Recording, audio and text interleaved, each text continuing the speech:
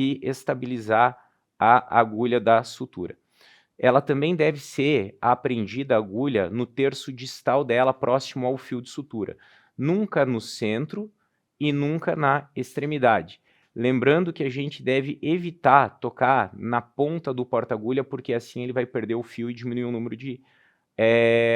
o número de perfurações eficazes sobre o tecido, ok?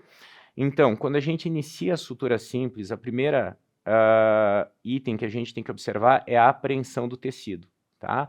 A gente vai apreender o tecido com esta pinça, né? E nós vamos escolher um dos lados para iniciar a perfuração do tecido pela agulha.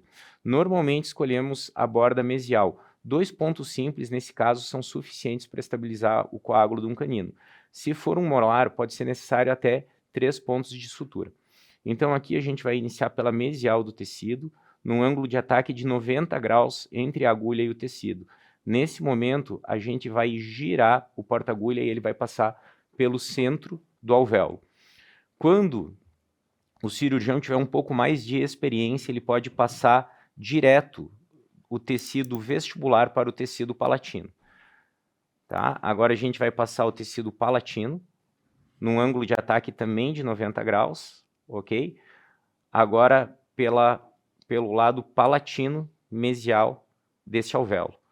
A gente vai puxar o fio, né, deixando uma pequena parte desse fio pela vestibular, a parte onde a gente não encontra a agulha, e nesse momento a gente vai dar 2 voltas no sentido horário com o fio sobre o porta-agulha.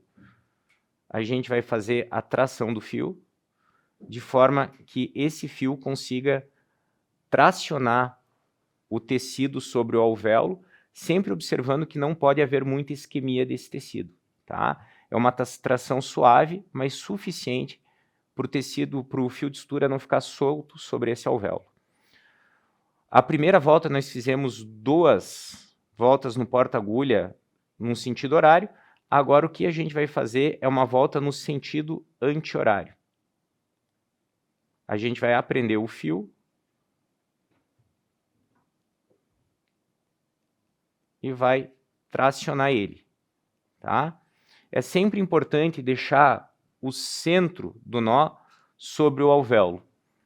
Se esse nó ficar muito para vestibular ou muito para palatino, os tecidos bucais, como o lábio e língua, eles podem ser traumatizados. Então, o fio de nylon é um fio que ele tem como característica uma diminuição do acúmulo de placa no período pós-operatório, porém, ele é um fio que traumatiza tecido se ele estiver voltado para a bochecha, para os lábios, né, ou para a língua.